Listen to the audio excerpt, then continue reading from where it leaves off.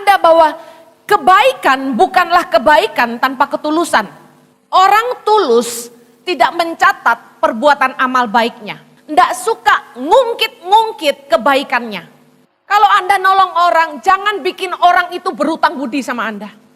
Orang tulus itu tidak mengharapkan balasan. Kita tidak berbuat baik supaya orang baik sama kita.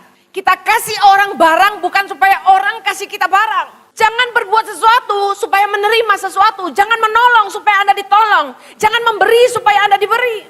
Lakukan dengan ketulusan karena begini. Orang yang menabur pasti menuai, katakan amin. Saya kasih tahu, ketika Anda menabur, pilihlah orang yang tidak bisa balas perbuatanmu. Karena apa yang manusia tidak bisa balas, itu bagian sorga yang membalasnya buat kita. Yang mengerti katakan amin. Kebaikan adalah kekuatan. Baik sama orang yang baik sama kita, itu mudah. Tapi bisa tetap baik, meskipun orang tidak baik sama kita. Saya mau kasih tahu, itu kekuatan. Orang baik itu tidak akan berubah hanya karena orang memperlakukan dia dengan tidak baik. Karena sifat asli orang baru kelihatan kalau dia disakiti. Oke, sekali lagi shalom bagi jemaat yang sudah lupa tidak lama ketemu saya. Perkenalkan, nama saya Henny Kristianus, pendiri dari Yayasan Tangan Pengharapan. Visi dari Tuhan ini saya bagikan ke semua gereja dimanapun saya bicara. Untuk membuka mata hati setiap kita menyadari bahwa kepedulian gereja untuk bangkit menjadi eklesia, gereja yang menentukan nasib bagi kota dan bangsa, itu harus dimulai dari sekarang. Kalau tidak, maka kita akan kehabisan pemimpin-pemimpin di bangsa ini yang punya nilai-nilai takut akan Tuhan, mencintai rakyat, cerdas dan berintegritas. Kalau di Tangan Pengharapan Tuhan mempercayakan untuk melahirkan 1000 pemimpin ke depan. Saya percaya bukan dengan kekuatan gagah kami, tapi tangan Tuhan sendiri yang akan membawa mereka. Saya dan Jojo mendedikasikan hidup kami bagi Indonesia. Sudah 13 tahun kami tidak ambil keuntungan apa-apa dari yayasan ini. Dari semua donasi yang masuk kami salurkan ke seluruh pelosok tanah air. Dan Tuhan membawa kami makin hari makin besar dan mengerjakan perkara-perkara yang lebih besar. Meskipun tanpa orang besar di belakang kami, meskipun tanpa gereja besar di belakang kami, meskipun tanpa perusahaan besar, Dia menyatakan Dia Tuhan yang besar. Amin.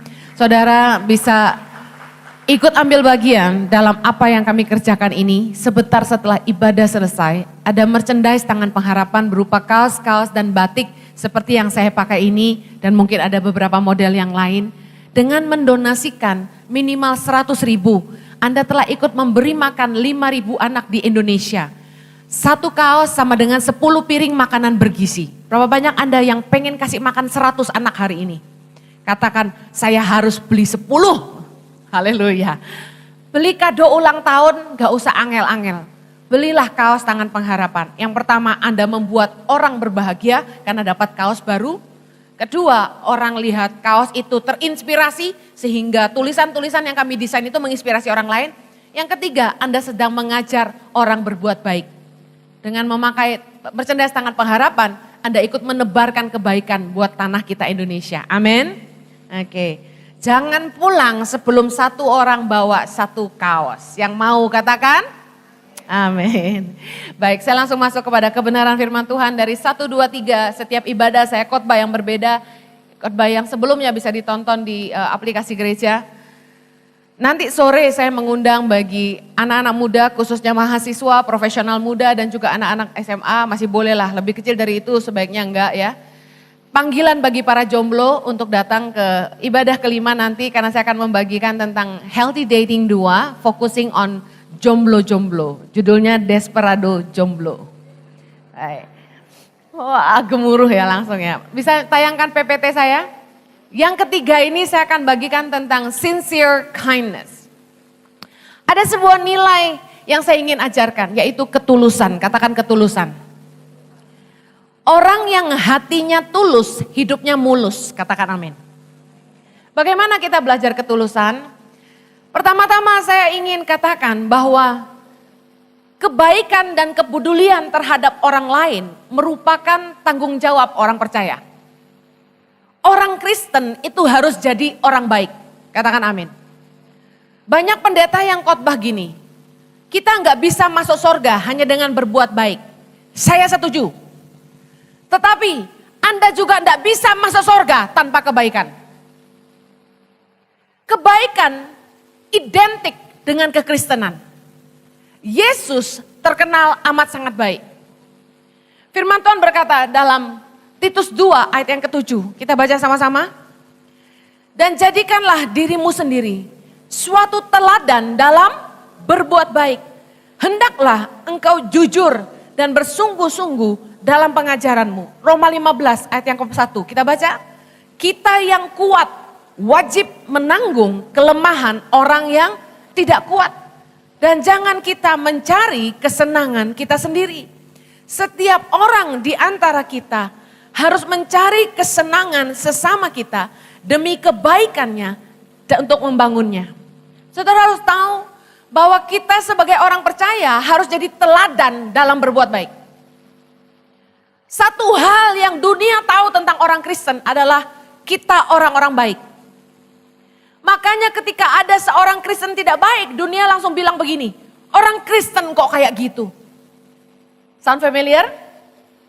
Dengar, kalau Anda tidak baik, dunia tidak bisa lihat Kristus dalam hidupmu. Katakan saya harus jadi teladan dalam berbuat baik. Tahukah Anda bahwa kebaikan bukanlah kebaikan tanpa ketulusan? Motivasi dari semua kebaikan kita kepada orang lain akan diuji oleh orang-orang yang tidak tahu berterima kasih. Saya sebut dengan Bokamsia people. Orang-orang serakah yang kita tolong malah mencelakakan kita. Dia malah mau telan kita juga. Motivasi dari semua kebaikan kita akan diuji oleh orang-orang yang aji mumpung. Sudah ditolong malah gak tahu diri. Berapa banyak saudara yang pernah ngalami ketemu orang-orang seperti ini? Saya melihat tangannya. Orang-orang gak tahu terima kasih, orang-orang haji mumpung, orang-orang serakah. Dibantu malah mencelakakan kita. Dibantu malah berbuat jahat sama kita. Saya kasih tahu, berterima kasihlah kepada mereka. Karena mereka lah yang dipakai Tuhan untuk menguji ketulusan kita. Karena kebaikan bukanlah kebaikan tanpa ketulusan. Berbuat baik kepada orang yang baik sama kita, itu bukan kebaikan, itu keharusan. Hal yang wajar, orang baik sama kita, masa kita nggak baik sama mereka. Itu bukan kebaikan, itu sesuatu keharusan. Berbuat baik kepada orang yang bisa membalas perbuatan baik kita, atau kita berbuat baik supaya kita dipuji orang, dapat nama, pujian, itu bukan kebaikan. Itu namanya kemunafikan. Kita berbuat baik karena ada maunya. Berbuat baik karena memandang muka bukanlah kebaikan, itu kepentingan. Kita baik sama orang kaya, baik sama bos kita, itu bukan kebaikan, itu kepentingan. Coba kita udah gak perlu sama bos kita, banyak orang yang jadi gak baik lagi. Saya mau bagikan secara cepat 5 hal tentang ketulusan di dalam kebaikan. Yang pertama, sincere people doesn't keep record of his kindness. Orang tulus tidak mencatat perbuatan amal baiknya. Artinya apa? Orang yang tulus itu tidak suka ngungkit-ngungkit kebaikannya. Lukas 6 ayat 35, kita baca sama-sama. Tetapi kamu kasihilah musuhmu dan berbuatlah baik kepada mereka. Dan pinjamkan dengan tidak mengharapkan balasan. Maka upahmu akan besar. Dan kamu akan menjadi anak-anak Allah yang maha tinggi. Sebab ia baik terhadap orang-orang yang tidak tahu berterima kasih. Dan terhadap orang-orang jahat. Yesus memberi teladan kepada kita bahwa dia Tuhan yang baik kepada orang-orang yang tidak tahu berterima kasih. Dia baik kepada orang-orang jahat. Saudara dengar. Waktu kita disakiti sama orang, waktu kita marah sama orang, mudah sekali kita terpancing untuk mengungkit kebaikan-kebaikan yang pernah kita lakukan buat orang itu. Waktu kita disakiti oleh orang yang kita pernah bantu hidupnya, kita serta-merta akan berkata begini, Kamu gak ingat siapa yang sekolahin kamu dulu? Kamu gak ingat siapa yang dulu cariin kamu kerjaan? Kamu gak ingat waktu kamu susah siapa yang tolong? Waktu kita disakiti sama orang yang pernah kita bantu, ketulusan kita diuji. Pada akhirnya banyak dari kita yang tidak bisa terima, kita sakit. Dan ketika kita sakit hati, kita mulai ungkit-ungkit. Istri-istri, kalau udah sakit hati sama suami, jasa-jasa pengorbanan di masa lalu diungkit-ungkit. Kamu tidak tahu, saya sudah jadi istrimu dari sejak kamu susah. Waktu kita cuma bisa makan satu piring nasi berdua, semua diungkit-ungkit. Saya juga pernah. Saya bilang sama Jojo suatu hari. Jadi Jojo itu kalau marah sama saya, paling pantang dia sebut satu kata. Dia sebut bilang begini, kamu itu banyak nuntut. Waduh. Dia sebut kata kamu itu banyak nuntut itu kayak pencet bel, saudara. Bel yang salah. Ngamuk saya. Ngamuknya apa? Dulu aku kawin sama kamu, kamu udah punya apa-apa. Aku dari pakai shiseido turun jadi Haselin Snow. Ngerti Haselin Snow enggak? Anak muda zaman now enggak ngerti, sejenis Vaseline. Murah meriah, bikin kulit kering pecah-pecah. Saya ngomong sama suami saya, pengorbanan di masa lalu tak ungkit-ungkit semua. Mama saya itu enggak ngizinin saya nikah sama Jojo. Karena Jojo pendeta. Mama saya bilang, mau makan apa? Dia pendeta. Saya nangis, saudara. Aku tresno ya mama. Mau makan apa? Pada akhirnya orang tua merestui, kami baru nikah. Tapi di malam widodaren, malam terakhir sebelum kawinan besoknya, mama saya ulangi lagi. Cing, panggil saya Cing. Nama saya tuh Lim Ai Ching. Kurang Cina apa coba? Jojo, kamu yakin mau nikah sama dia? Ini widodaren, besok nikah. Dia pendeta loh. Mamahku masih meragukan. Saya masuk kamar mandi nangis, saudara. Di kamar mandi itu saya berjanji kepada Tuhan dan kepada diri sendiri.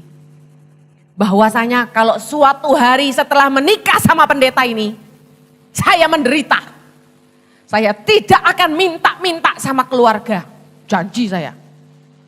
Saya singkirkan semua sisyedo saya. Saya turunkan standar hidup saya. Hup. Saya siap menderita. Gitu bos. Perempuan zaman sekarang ora gelem diajak soro. Kene terbukti. Cintaku ora palsu. Haleluya.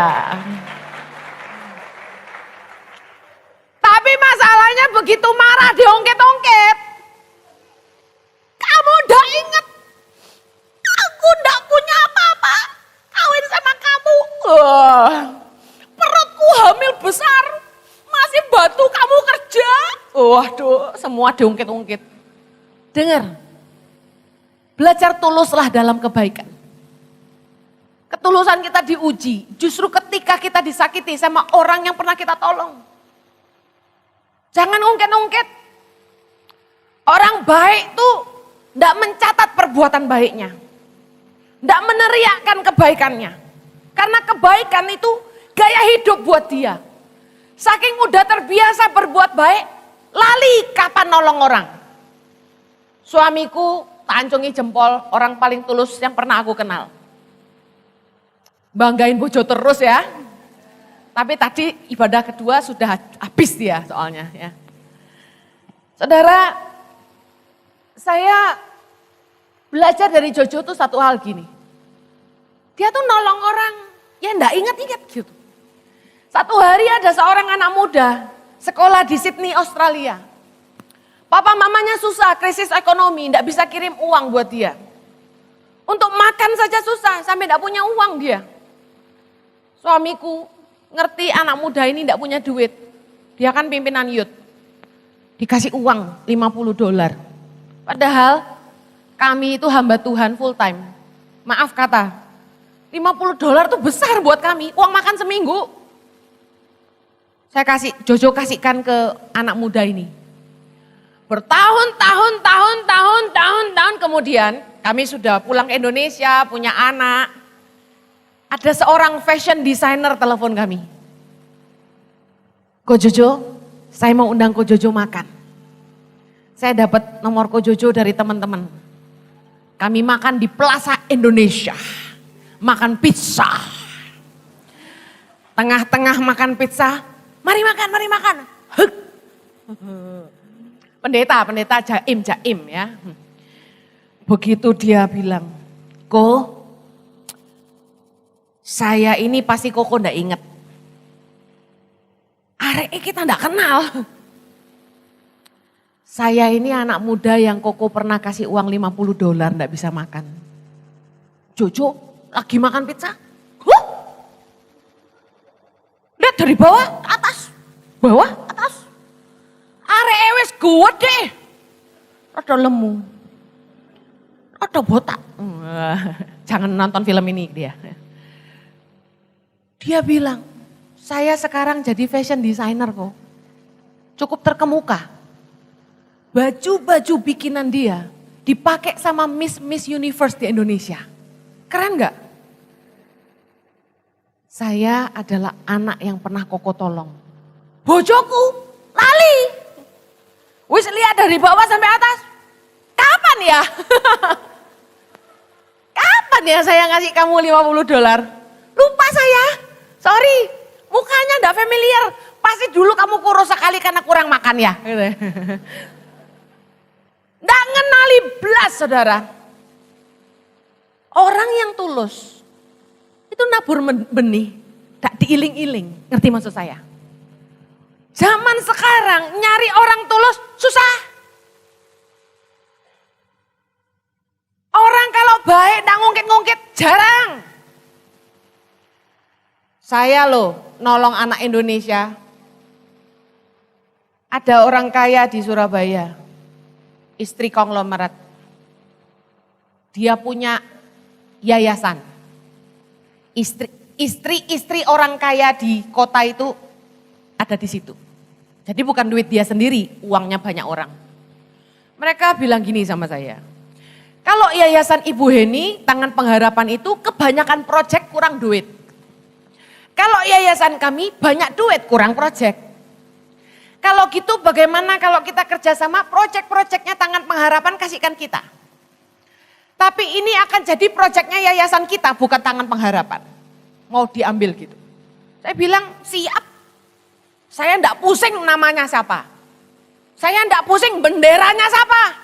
Yang penting anak-anak bisa makan, enggak kelaparan, anak-anak bisa sekolah. Emang gue pikirin bannernya Tangan Pengharapan atau bukan? Bukan itu tujuan saya pulang ke Indonesia.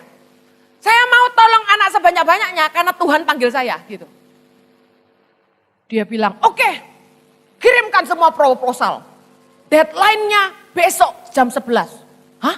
Besok? Semuanya dikirim, semuanya. Lah proposal kan bikinnya susah. Kita suruh bikin semua, dia nggak mikir 70 center kita di Indonesia 5.000 anak. Dia kuat seberapa? Tak suruh stafku, bikinin, kita begadang. Bikin email, selesai email tak WA. Stafku yang bagian partnership tak suruh follow up. Ini ada bapak, ada ibu ya, organisasi ini campur. Pak, minta maaf, kami sudah kirim proposalnya. Kira-kira yang kurang apa? Tolong sampaikan. Dia jawab apa? Suruh Ibu Heni sendiri yang telepon saya. Songong ngerek. Saya mau ngomong ini. Kalau nanti setelah ibadah ini selesai Anda menabur beli kaos, catat ini baik-baik. Saya ndak utang sama saudara. Saya ndak utang apapun sama saudara. Anda nabur buat anak-anak di Indonesia, yang ngutang sama Anda itu Tuhan. Barang siapa memberi belas kasihan buat orang lemah, Memiutangi Tuhan yang pasti akan membalas perbuatannya. Jadi yang hutang siapa? Tuhan. Aku orang utang karo kowe. Tapi banyak orang kaya memperlakukan saya sama Jojo kayak kita yang utang sama dia. Saya sama Jojo harus haya. Gak perlu. Ada yang nabur di tangan pengharapan. Temen ngomong gini, Hen, tolong upload ke Instagram ya. Tolong upload ya nama saya sama nama teman-teman ya, kita bantu kamu. Ya ampun, tak kasih tahu. Ini kebenaran. Saya mau Anda belajar. Nomor 2. Orang yang tulus tidak cari pujian dari orang lain. Matius 6 ayat yang keempat, baca sama-sama. Hendaklah sedekahmu itu diberikan dengan tersembunyi. Maka Bapamu yang melihat yang tersembunyi akan membalasnya kepadamu. Berarti yang dibalas sama Bapa itu yang mana? Yang tersembunyi. Berbuat baik agar dipuji orang adalah kemunafikan. Pujian dari manusia menghalau berkah dari sorga. Kebaikan tanpa ketulusan tidak akan mendapat upah. Matius 6 ayat yang kedua, kita baca sama-sama. Jadi, apabila engkau memberi sedekah, janganlah engkau mencanangkan hal itu seperti yang dilakukan orang munafik di rumah-rumah ibadat dan di lorong-lorong supaya mereka dipuji orang. Aku berkata kepadamu, sesungguhnya mereka sudah mendapat upahnya. Saya ulangi, sesungguhnya mereka sudah mendapat upahnya. Pujian dari manusia menghalau berkah dari sorga. Rugi enggak? Taburan kita yang tersembunyi itu yang dapat balasan dari Bapa. Taburan kita yang dilihat oleh orang banyak itu tidak dapat upah dari sorga.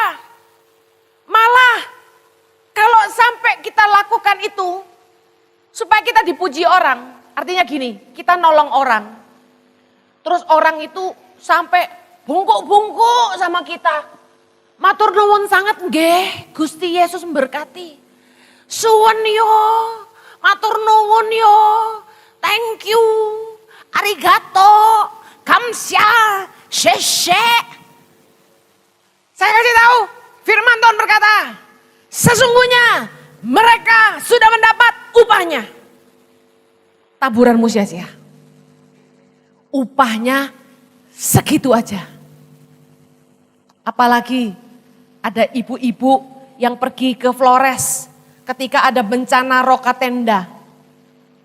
Bawa benang berapa dos, langsung panggil press conference. Buat apa? Supaya dicatat sama media lokal, ibu-ibu pejabat ini bagi-bagi benang. Kami datang bawa sak truk gak ngomong-ngomong. Saya kasih tahu, pujian dari manusia, upahnya cuma segitu aja. Tapi kalau pujian dari Tuhan, upahnya tidak terukur limpahnya. Jangan ngejar pujian dari manusia yang membuat berkah dari sorga untuk kita hilang. Kalau orang sampai merasa hutang budi sama kita, orang sampai berterima kasih dan nemen, sampai muji-muji kita. Kata firman Tuhan, upah kita segitu aja. Anak muda dengar, sebentar nanti Natalan. Jangan kalau berbuat baik, pergi bikin bakso, bagi-bagi sembako, fotomu lebih banyak daripada taburanmu. Jangan sampai posting di sosial media, cuma supaya orang lihat, aku berbuat baik. Yayasan Tangan Pengharapan harus posting semua program, bukan supaya saya pamer-pamer kebaikan. Tapi itu sebagai pertanggungjawaban atas taburan orang. Supaya orang tahu uangnya kemana. Tapi perbuatan baik yang saya lakukan sendiri tidak saya tulis di sosial media. Anda harus mengejar berbuat baik, menabur tanpa orang tahu. Kalau tangan kanan memberi, tangan kiri nggak usah tahu. Kebaikan tanpa ketulusan tidak akan mendapat upah. Kalau Anda nolong orang, jangan bikin orang itu berutang budi sama Anda. Setiap hari, jadilah agen kebaikan sorga. Tanpa banyak suara, tanpa cari muka. Lakukan karena Anda peduli sama orang. Dan Anda tahu sebagai orang percaya, saya harus jadi teladan dalam berbuat baik. Yang mengerti katakan amin. Yang ketiga, orang tulus itu tidak mengharapkan balasan. Kita tidak berbuat baik supaya orang baik sama kita. Kita kasih orang barang bukan supaya orang kasih kita barang. Matius 6 ayat 34, baca sama-sama.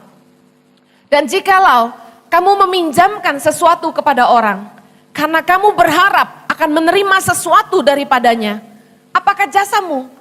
Orang-orang berdosa pun meminjamkan kepada orang-orang berdosa, supaya mereka menerima kembali sama banyak. Kalau Anda sayang sama mertua, Anda masakin mertuamu babi ricah. Lalu mertuamu juga sayang, dia masakin Anda babi kecap. Saya kasih tahu, itu bukan kebaikan. Itu keharusan. Masa mertua baik Anda tidak baik? Masa menantu baik Anda tidak baik? Itu keharusan. Tapi ketika kita memberikan kepada seseorang sesuatu, jangan punya motivasi. Utang lo ya. No. Lakukan karena Anda tulus. Jangan berbuat sesuatu supaya menerima sesuatu. Jangan menolong supaya Anda ditolong. Jangan memberi supaya Anda diberi. Lakukan dengan ketulusan karena begini. Orang yang menabur pasti menuai, katakan amin. Apa yang manusia balas, itu nggak seberapa. Tapi apa yang manusia nggak bisa balas buat kita, saya mau kasih tahu. Itu bagian sorga yang membalasnya buat kita. Rajin-rajinlah menabur, memberi kepada orang yang nggak bisa balas kebaikanmu. Kalau Anda memberi kepada orang kaya, kata firman Tuhan, itu merugikan diri saja. Memberi hadiah kepada orang kaya, merugikan diri saja, kata Amsal. Artinya apa? Jangan buang garam di lautan. Orang punya banyak, Anda kasih dia belum tentu pakai. Dibuka pun enggak. Paling dia bilang sama pembantunya, tuh bukaan, dikasih apa tuh? Aku enggak perlu, kamu ambilin. Saya kasih tahu, ketika Anda menabur, pilihlah orang yang enggak bisa balas perbuatanmu. Karena apa yang manusia enggak bisa balas, itu bagian sorga yang membalasnya buat kita. Yang mengerti katakan amin. Jangan memberi tumpangan supaya suatu hari kalau keluar negeri punya tumpangan. Banyak orang punya teman-teman tinggal di Bali, tinggal di Australia, Amerika, Singapura. Kalau datang ke Indonesia, berlomba-lomba membuka pintunya. Kenapa? Supaya kalau kita main ke Singapura ada rumah. Firman Tuhan berkata, Roma 12 ayat 13, bantulah dalam kekurangan orang-orang kudus dan usahakanlah dirimu untuk selalu memberikan tumpangan. Tahukah Anda soal tumpangan merupakan sebuah perintah dari Tuhan. Yang pertama, usahakanlah, artinya gak bisa pun harus diusahakan. Yang kedua, selalu memberi tumpangan. Artinya Tuhan itu mau kita belajar membuka rumah kita untuk orang lain. Saya sama Jojo dari dulu punya rumah, selalu suka ngasih tumpangan ke orang. Kami selalu punya kamar tamu. Gak punya kamar tamu pun kami usahakan anak-anak tidur sama kami. Kami tidur tumpuk-tumpuk satu kamar. Di rumah kami hari ini, rumah yang kami cicil dengan uang sendiri. Itu jadi kantornya Yayasan Tangan Pengharapan. Lantai 1 itu kantor, lantai 2 itu kantor, lantai 3 staf tidur di lantai 3, jadi mesnya staf. Padahal itu kamar anak saya, kamar pembantu dan sebagainya, kamar tamu satu. Sekarang dipakai sama staf semua. Kami sekeluarga tidur di mana? Kami berlima tidur di ruangan yang harusnya menjadi walk-in wardrobe saya. Walk-in wardrobe adalah kamar kecil yang untuk taruh lemari-lemari baju. Ngerti ya? Kamar saya jadi kantor saya. Kantor plus meja meeting. Meja meeting ini fungsinya banyak. Anak-anak makan di situ, anak-anak bikin PR di situ, saya meeting di situ. Tamu datang, duduk di situ. Tidak ada ruangan lain lagi, saking penuhnya. Ruangan pakaian saya jadi kamar kami berlima hari ini. Tiap malam kami mesra tidur berlima. Rumah kami pakai untuk pelayanan. Tidak banyak orang mau buka pintu rumahnya untuk orang lain. Tapi Anda tahu Tuhan tuh tidak pernah berhutang. Hari ini Tuhan berkati kami setelah 13 tahun menabur buat Tangan Pengharapan. Kami sedang cicil rumah kecil aja untuk kami berlima. Tahun depan untuk pertama kalinya dalam 13 tahun saya bisa ngasih tempat tinggal yang layak untuk anak-anak saya tanpa diganggu sama kerjaan. Segala kemuliaan bagi Tuhan. Amin. Tuhan itu baik. Asalkan gini, kita melakukannya bukan supaya kita terima balasan dari orang lain. Saya sama Jojo enggak pernah minta-minta numpang di rumah orang yang kami bantu, enggak pernah. Yang keempat, orang tulus menolong semua orang tanpa memandang muka. Artinya apa? Orang tulus itu baik sama semua orang tanpa melihat status ekonomi. Dia siapa, pangkatnya apa. Jangan baik sama orang kaya saja.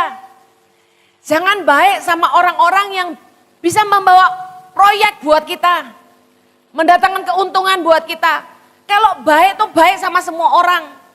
Satu hal lagi yang saya belajar dari suami saya. Jojo tuh dari sejak muda. Dia itu punya hubungan yang baik. Dengan yang lebih muda, dengan yang seumuran, dan orang yang lebih tua. Di semua kalangan, Jojo itu punya hubungan yang baik, gak punya musuh. Mungkin ada yang gak suka, kita gak tahu. Tapi semua orang baik sama dia, dan dia baik sama semua orang. Yang sama yang kaya dia baik, sama yang miskin dia baik. Orang yang tulus itu baik sama semua orang, tanpa memandang muka. Kalau kita baik sama orang karena memandang muka, dia kaya, dia punya jabatan, itu namanya bukan kebaikan, itu kepentingan. Orang tulus tidak memandang muka, orang bulus selalu mencari muka. Yesus berkata dalam Matius 25 ayat 40, dan raja itu akan menjawab mereka, aku berkata kepadamu, sesungguhnya segala sesuatu yang kamu lakukan untuk salah seorang dari saudaraku yang paling hina ini, kamu telah melakukannya untuk aku. Kenapa Yesus pakai kata-kata ini? Salah seorang saudaraku yang paling hina. Kenapa Yesus pakai itu? Karena tidak sulit bagi kita untuk baik sama orang yang punya uang. Tidak sulit bagi kita untuk baik sama orang yang punya jabatan. Apalagi atasan. Kalau ada Pak Jokowi masuk ke ruangan ini, tanpa aba-aba 1, 2, 3, Anda pasti bangkit berdiri semua, betul nggak? Kita langsung hormat tanpa perlu diperintah. Tuhan kasih perumpamaan ini supaya kita belajar baik kepada orang-orang yang menurut kita paling tidak pantas dikasihi. Bisakah Anda menunjukkan kasihmu kepada orang-orang yang tidak masuk dalam perhitunganmu? Saya dapat pewahyuan dari Tuhan, Galatia 6, 9, 10 menjadi dasar pelayanan Tangan Pengharapan. Di mana saya harus menolong semua orang. Terutama saudara-saudara kita seiman. Makanya paling banyak daerah seiman yang dibantu, tapi saya nolong semua orang apapun agamanya, saya tidak pandang. Karena saya tahu Tuhan cinta semua orang. Sebagai orang Kristen, jangan cuma baik sama orang Kristen. Anda adalah terang bagi dunia ini. Anda harus bisa baik sama semua orang. Jangan cuma baik sama tetanggamu yang Kristen. Anda harus baik sama semua orang. Di lingkungan tempat tinggal kami, setiap kali lebaran, depan, belakang, kanan, kiri, kami kasih parcel. Setiap tahun enggak pernah enggak. Dan luar biasanya, tiap kali Natalan, kami ngasih satu, Natalan kami dapat 4. Tuhan baik. Jangan milih-milih. Anda enggak bisa bilang, dia, kalau di Jakarta tuh bahasanya kasar ya. Tiko, Huana, Ingmiren. Saya enggak pernah mandang gitu. Saya mandang semua orang itu sama. Saya ini lahir di keturunan Tionghoa, asli dari pohon. Gak campuran. Kakek nenek saya itu datang dari China sana, naik perahu mendarat di Indonesia, bayangkan. Nama saya saja di KTP sampai hari ini masih Lim Ai Ching. Boleh periksa setelah ini. Kurang Chinese apa? Tapi Tuhan membuat wajah saya enggak kayak orang Tionghoa. Saya lihat wajah-wajah Anda mulai meragukan saya. Pasti Anda berpikir saya ini keturunan Batak atau Manado, logatnya Jawa, betul? Tapi saya kasih tahu, Tuhan itu yang menciptakan keberagaman di bangsa kita. Anda harus bisa saling menghargai. Hitam, putih, kuning, coklat, keriting, lurus, ombak, apalah, pasir, apalah. Harus bisa cinta semua. Mereka tidak bisa mengubah dari mana mereka berasal. Kalau bisa memilih siapa yang mau lahir di pedalaman Papua, siapa yang mau? Kalau bisa milih kita tidak mau. Kalau bisa milih siapa yang mau lahir di keluarga yang miskin. Kalau bisa milih siapa yang mau lahir dari orang tua yang bercerai. Tapi dengan sombong beberapa orang berkata, lihat pohon buah itu dari pohonnya. Lihat bibit bebek bobot. Bayangkan kalau waktu itu mertua saya tidak menyetujui saya sama Jojo. Cuma gara-gara melihat orang tua saya bercerai. Hari ini mereka menyesal. Punya mantu sayang mertua. Bisa ngasih cucu 3. Dan membuat mereka bangga jalan sama saya kemana-mana. Haleluya. Kok udah tepuk tangan toh? Mertuaku lo, sing lanang, kemarin ikut saya ke mall. Pak, temani Pak, ikut makan sama-sama, ada tamu dari Singapura. Jadi anak muda dari Singapura pengen kenalan sama saya. Saya ajak papa mertua sama Jojo nemeni makan malam, soalnya dia cowok, orang 4. Begitu sampai di lobi, anak muda dari Singapura ini mau pisah. Pastor Henny, can I take a picture with you? Bisa nggak foto dulu? Saya bilang boleh. Papa mertua ikut foto. Yang megangin kamera staf saya. Wow, papa mertua bangga. Foto. Gak lama setelah itu, mobil di belakang macet. Supirnya turun. Permisi, ngomong sama mertua saya. Bisa tolong foto? Saya mau foto sama Ibu Henny. Mertua saya kaget. Kaget papa. Kirain siapa sampai supirnya turun dari mobil cuma mau foto sama kamu. Kok bisa gitu ya katanya gitu. Dia nggak tahu mantunya lumayan ngetop lah ya. Haleluya. Saya ini bercanda loh. Biar saudara nggak ngantuk wajah-wajah mutung siang hari mau makan. Saya selesai poin kelima. Intinya dengar baik, jangan mandang muka, baiklah sama semua orang, amin. You never know what they can be. Anda tidak pernah tahu mereka bisa jadi apa. Anak kampung kayak saya bisa dipakai Tuhan, Anda juga bisa. Lihat wajah-wajah kampungan di sebelah kanan kirimu dan katakan itu, kamu kampungan bisa dipakai Tuhan luar biasa, haleluya. Yang terakhir, soalnya jam ngantuk loh bahaya ini. Sincere people stay kind, though others are not kind. Orang baik itu tetap baik meskipun orang tidak baik sama dia. Orang tulus itu Tidak akan berubah hanya karena orang tidak baik sama dia. Lukas 6 ayat 32, baca sama-sama. Dan jikalau kamu mengasihi orang yang mengasihi kamu, apakah jasamu? Karena orang-orang berdosa pun mengasihi juga orang-orang yang mengasihi mereka. Sebab jikalau kamu berbuat baik kepada orang yang berbuat baik kepada kamu, apakah jasamu? Orang-orang berdosa pun berbuat demikian. Orang yang tulus itu dia mengasihi semua orang. Dia tulus, dia baik. Meskipun orang tidak baik sama dia, dia tetap baik. Hanya karena orang lain tidak baik sama dia, tidak membuat dia berhenti jadi orang baik. Dengar, kebaikan adalah kekuatan. Baik sama orang yang baik sama kita, itu mudah, katakan amin. Tapi bisa tetap baik, meskipun orang tidak baik sama kita, saya mau kasih tahu, itu kekuatan. Orang baik itu tidak akan berubah hanya karena orang memperlakukan dia dengan tidak baik. Karena sifat asli orang baru kelihatan kalau dia disakiti. Saya ulangi, sifat asli orang baru ketahuan kalau dia disakiti. Kalau everything is good, gak kelihatan. Makanya para jomblo-jomblo, maaf jomblo itu nasib ya. Para single-single, dengar. Jangan menilai orang dari luarnya. Don't judge the book by the cover. Kamu mau lihat aslinya dia, lihat reaksinya ketika dia disakiti orang. 1 Petrus 3 ayat 17 bilang gini.